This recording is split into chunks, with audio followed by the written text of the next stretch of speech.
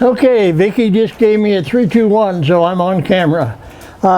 Just want to let you know that even though we do a lot of stuff for routed signs and we teach people how to do routed signs, since I've been doing woodwork for 50 years or so, occasionally we'll do something different than the routed signs. And these, I don't know if you can see these, but this is a set of spacer blocks for a company, a local company that sells old Ford parts.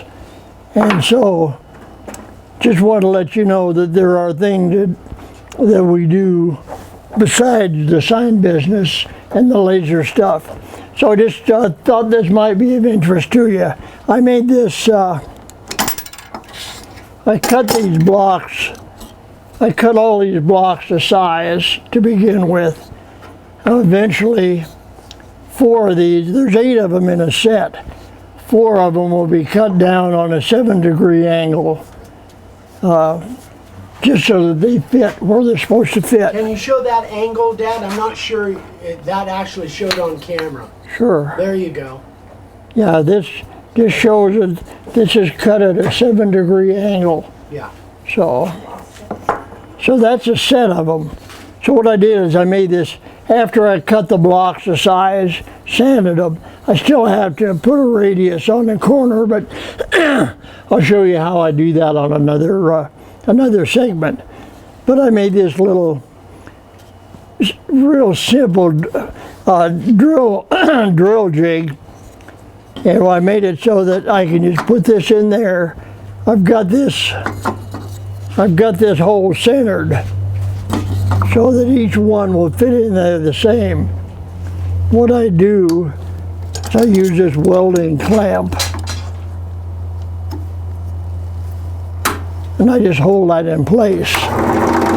So here's how I drill them. This, by the way, is a 5/8 Forstner bit. That's really pretty simple. You have to be a little patient with it. You can't rush it. Once in a while, one of these pieces will have a knot in it. It takes a little while to go through the knot, but there's. What? Are you going all the way through? Yeah. So, Dad, this is something you taught me a long time ago.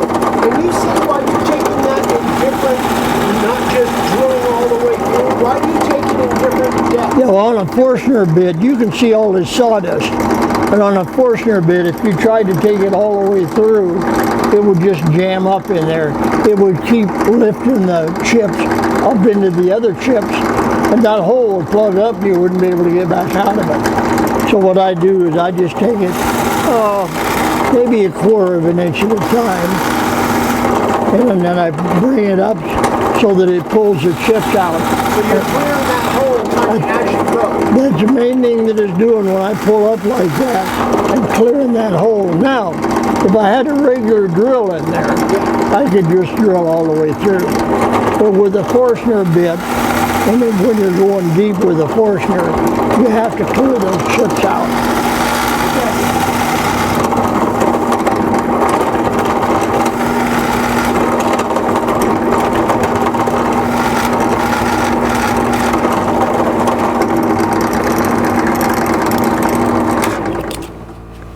Would you go turn my air on for me, please? I left the air off. Thought I had the air turned on here, but I didn't. But that's all right. We're out in the shop, by the way. We're not going to show the whole shop. Eventually I will. I'm going to rearrange it and make it into a workshop. But now, my Forstner bit that I've got and this drill press that I'm using is not really enough so that the hole goes all the way through. Now you can see, I don't know if you can see that little dimple. I can, yeah. There's a little dimple right there, and that's just enough. Dave, hold it so I can zoom in on it. Oh, too close. Huh? Okay. And that little dimple is just enough so that when I set it back in here, I can bring the Forstner down to where it just touches and I don't have to clamp it. Because I'm within about 1/8 of an inch. You'll see. See, now it busted all the way through. And then, I don't know if you can see this. Yeah. Can you see that, Vic? Hold on. Okay. See, that really, all it is just like 1/8 of an inch piece. A plug, so to speak. What? Kind of like a little plug. Yeah, it's just sort of like a plug, but it's just a part that didn't cut out. But it's just a real thin, like a little wooden washer. And that makes a hole go all the way through. So that's, and that's simply because this drill press is a 10-inch drill press. If I had a 12-inch drill press, which I will have in my new area, I'll have a 12-inch, I could go all the way through it. But it's just not... All right, as a non-woodworking person, what's the difference? Where's the difference in the 10-inch and the 12-inch? Is it the router? 2 inches. Thank you. Yeah, I know that. Where? Is it the router, the bit? No, it's the length of the stroke. Oh, okay. See, this is a full stroke right here. That's as far as it'll go. And that's a full stroke. Now, if I had a 12-inch drill press, it would be a little bit bigger, and there'd be an extra inch or two of stroke, so I could set it so I could go all the way through. Gotcha. So if you have an 8-inch, it would be even less. I could still drill it from both sides, but if on my big drill press, my floor drill press, I've got like a 12.5, 13 or 14-inch depth on that. So the bigger your drill press, the more stroke you have on it. So that's really, I'm going to do one more of these so you can get an idea of what I'm doing. Now you see on this one I've got a knot that I'm going through. So I'll show you. And again, all I'm doing is just setting this in there. Just pushing this little washer up against it, holding it tight.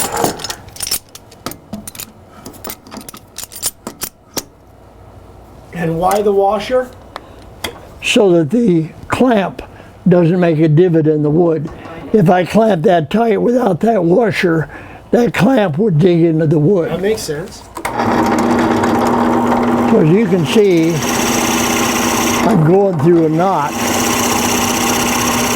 And it's a little slower. It goes through it just as well.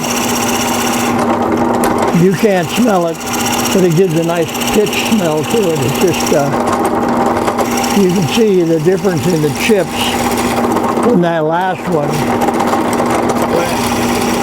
Yeah, the chips are wet because that knot's got resin in it, which is pitch.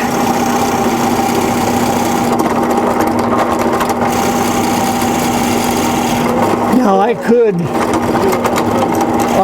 set up and have air blowing on this all the time. But since I'm only I do these blocks, I do them in sets, and I got 5 sets to make, and it would just sort of be a waste of time to set up and have the air blowing all the time. If I were doing hundreds of them, that's exactly what I would do. But since I'm only doing 5 sets of them, that's only 40 of them. I can just use the air this way instead of setting up and having it blowing constantly.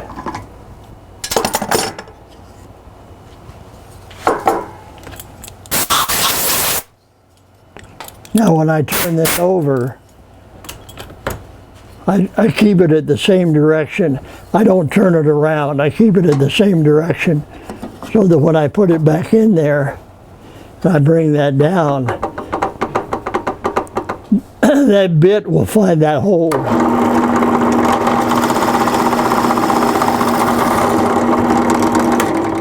Now I turn that off before I take this out. Otherwise, there's always a chance that it would grab.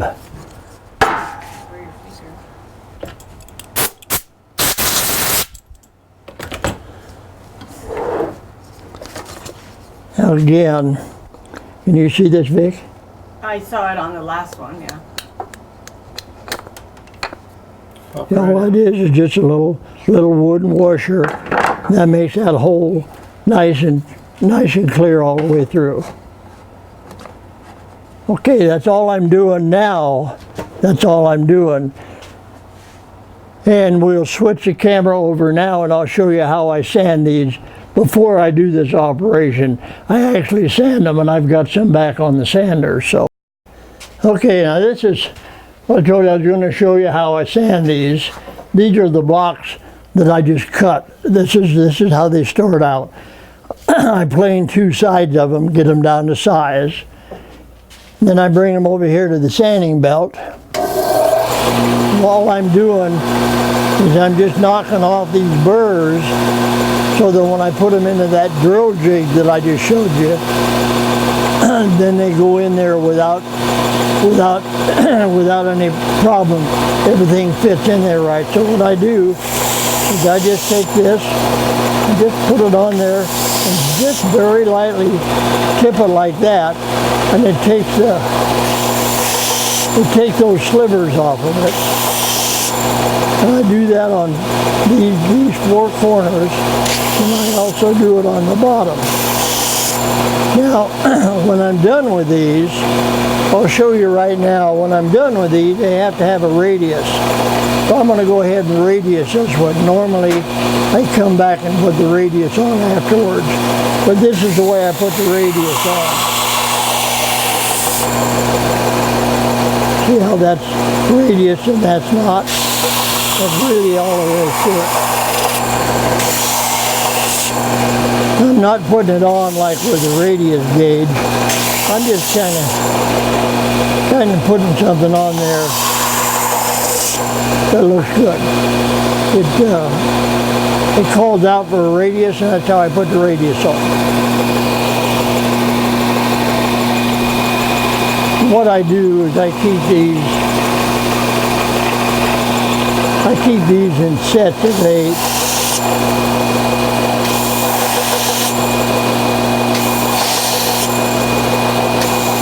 This stuff is real easy to do, and it makes a nice break from some of the other stuff that I do. And I occasionally like to, I don't get out and do too much in the shop anymore, but I like to get out and do stuff that I've done before. And I particularly,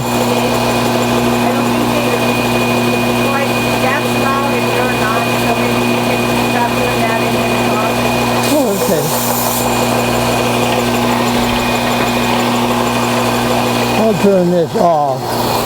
Anyway, what I was saying is I particularly like to get out into the shop and do stuff that's new or different, or design stuff like that little drill jig.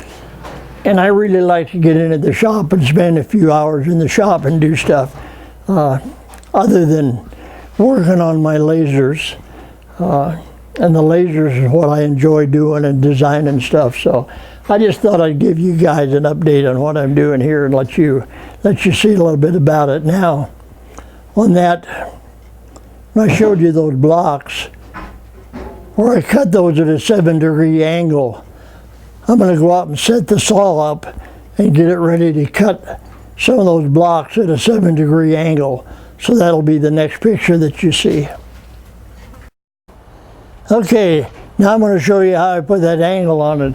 This is my small table saw. I've got a bigger one, but this one will work fine.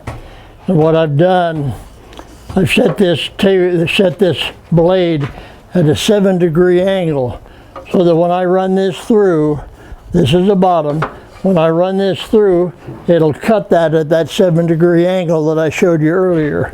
So here's how I do that.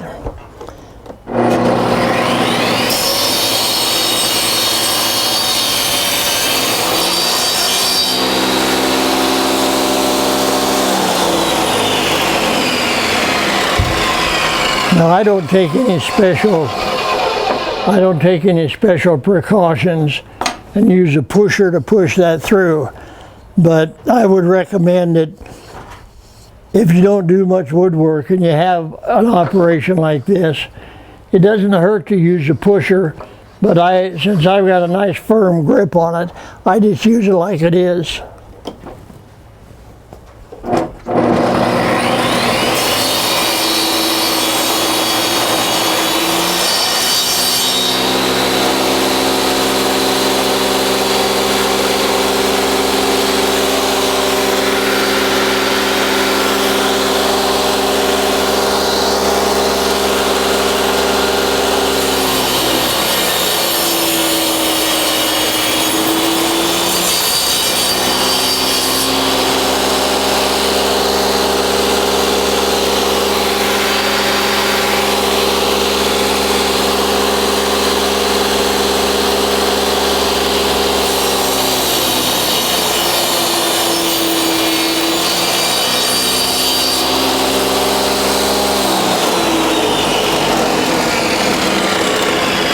Main thing is when you're doing an operation like this is concentrate on what you're doing. Don't be thinking about anything else, because that blade will take your finger off, same as it takes a piece of wood off. So just use a little common sense when you're using a table saw. Okay, we're going to wrap this up now. This is I'm going to show you. This is a set, and I've got them drilled. I've got the radius on them. This is a complete set. This is the 4 big ones, and this is the 4 with the angles on them. Remember the 7-degree angles on each one of these, the holes all the way through. So this is a set. And then this is the box that I'm going to put them in. The thing about this box is about 10 or 11, maybe 12 years ago, the company that I bought boxes from at the time had a bunch of these that he was practically giving away. I got them for I got several hundred of them for 10 cents a piece. And I thought, well, I'll find a use for them someday. I spent about 12 years. And a set of these just fits just perfect in this box. So Eric said, I did this because I'm a visionary. Truth is, I'm kind of like a pack rat, but it was so cheap that I couldn't afford not to get them. And now I found a use for them. So they fit into this.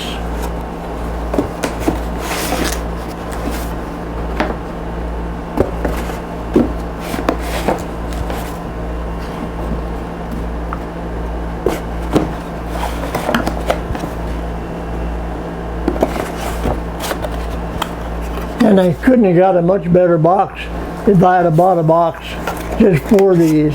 Makes a nice set. So that's what this video is. We'll have other videos. In fact, I got another one planned for later on. Not for today, but for later on. I got several planned, and we're going to make videos showing how I do something. I will have more videos later on with memories from my past. And I got an appointment, by the way, with an ear, nose, and throat specialist. See if I can get rid of this gravelly throat. I understand that it may be as a result of my open heart surgery. I'm not sure, but as time goes on, if I get it cured, you'll know about it because you'll hear the difference. So anyway, this is all I need to tell you on this one. If you want to see every video that I make like this, go ahead and subscribe. If you don't subscribe, Eric will probably somehow notify you, but if there's a way to if there's a subscription button down below, go ahead and click on that. That way, when I make another video, you'll be advised of it, you'll be notified of it, and you'll get to see all these all these crazy things that I do, stuff that I've done in the past, things that I design. And I'll try to show you a little bit about what my daily or weekly life is like in our shop, in our business. So that's it for this time. Thanks for watching, and we'll see you next time.